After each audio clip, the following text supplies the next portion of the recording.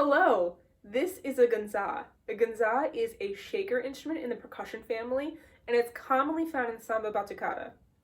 Now, what makes a Ganza Ganza? That was going to be this tubular cylindrical shape that can either be made of metal, plastic, even basket woven material, and on the inside having a ton of hard, tiny materials that really create that rattle.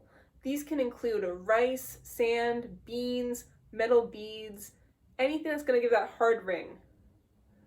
Now, how can we play a Ganza? Well, let's take our dominant hand. Mine happens to be the right, so I'll use this. And let's make a Lego hand. Nice Lego hand, and we're going to flip it down, palm up, and we want to horizontally place the Ganza in there. Now, I like to hold the Ganza with my fingertips, and I recommend you do too, because this will allow more range of motion rather than having the whole hand restricted. So let's do that right now. Now that we have our Ganza set up, we can see it from both ways. We're going to start learning how to get that proper formation, the proper technique. So one of the techniques I find most helpful is the C technique. So we'll go up, in, down, in. Let's do it really slow together. Up, in, down, in. One more time. Up, in, down, in.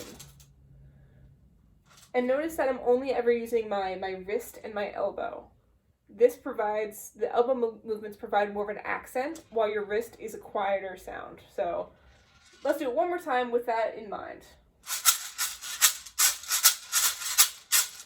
Good, now let's take up the tempo. So keeping that C motion, we're going to go a little quicker and a little smaller.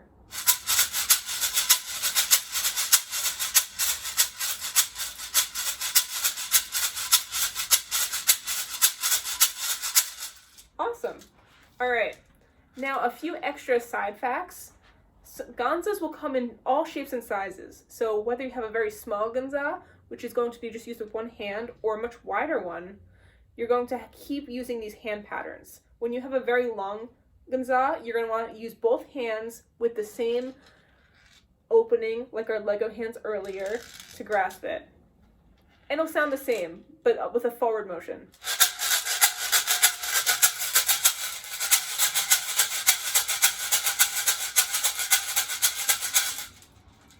And now, if this was enough to convince you how fun the Ganza is, then I encourage you to make one yourself with this very accessible instrument. You can take a Pringles can and fill it with rice, beans, anything hard you might have at home, and you can have your own Ganza ready to go.